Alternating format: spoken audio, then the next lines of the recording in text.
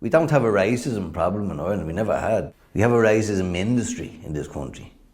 We have these NGOs who are created for this express purpose of creating division. Their whole existence is based on the premise that there is a racism problem. This is a business model for these people, so in order to justify their existence, they're going to have to grow.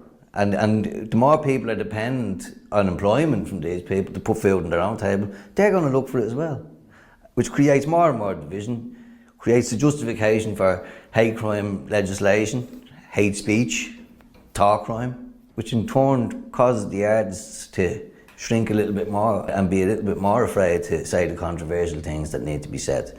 And it's not just happening in this country, it's happening to the people who are coming here from other countries. They're losing their identity because there's no young men left behind in their countries, so the big corporations can come in and plunder their resources as well, because they're all hanging on street corners in Europe. Getting free stuff, you know, they're going to take it.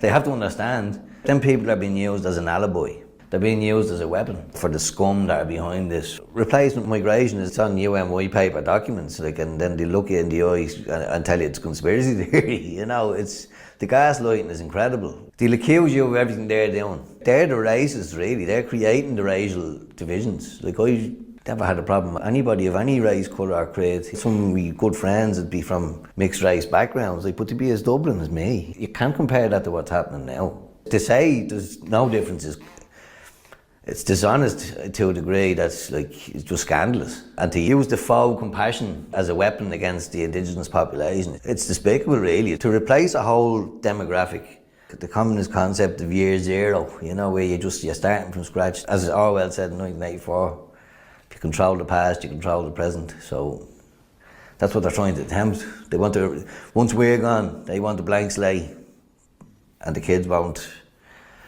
have any national pride, any memory of who we were. This is all a long, long time in the plan, and they've weakened people spiritually, emotionally, intellectually, creatively.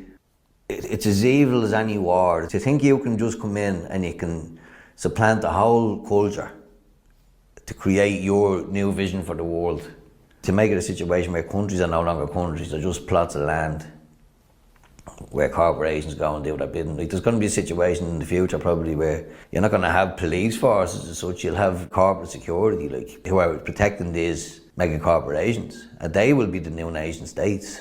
There'll be no countries per se, the countries will be just plots of land, and everyone will be from everywhere and nobody will be from anywhere. And that's the sad reality of where we are heading if we don't wake up very soon.